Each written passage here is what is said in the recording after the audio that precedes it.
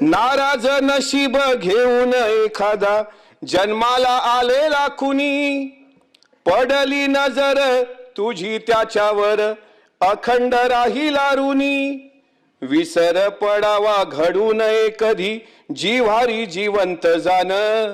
दारात कळस कौलारू दारात तुळस कौलारू कळस देव्हाऱ्यात तुझा मान.